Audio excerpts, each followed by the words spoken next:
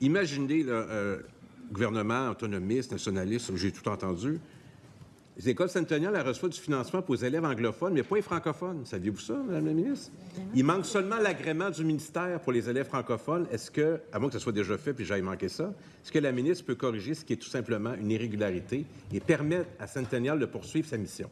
Bien, historiquement, ils avaient un agrément pour la portion anglophone. Ils ont mis en place une portion francophone, mais il n'y a pas d'agrément qui se donne et il n'y aura pas d'agrément qui va se donner. Il n'y a plus d'agrément qui se donne. Et pourquoi donc? Maintenant, s'ils veulent changer leur agrément puis mettre l'agrément francophone au lieu d'anglophone, on pourrait peut-être discuter, mais il n'y aura pas de nouveaux agréments qui se donnent. Bon, alors la position du gouvernement est connue. On va la transmettre aux gens de Centennial.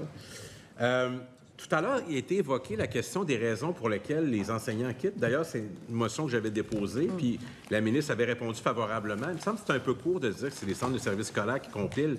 L'objectif, c'est qu'à terme, la ministre soit informée par l'entremise des centres de services scolaires, qui sont toujours bien pas des principautés, quoique parfois, oui, de faire en sorte que l'information monte, puis que, par exemple, c'est-tu la violence à l'école, c'est-tu les plans d'intervention, c'est-tu la détresse, c'est-tu le manque de soutien? C'est quoi les raisons principales? Puis là, ça permet d'une négociation, par exemple, de conventions collectives, d'intervenir là-dessus.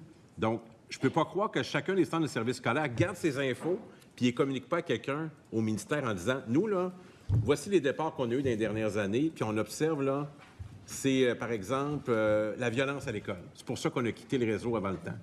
Moi, ça m'intéresse, puis ça devrait intéresser la ministre aussi.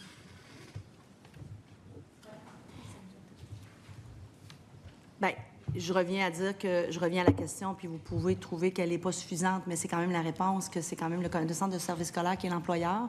Donc, on leur a demandé, c'est de faire en sorte de s'assurer des raisons des départs. Oui. À peu près un tiers des départs sont des gens qui ont transféré d'un centre de service scolaire à l'autre. Okay, on peut les éliminer.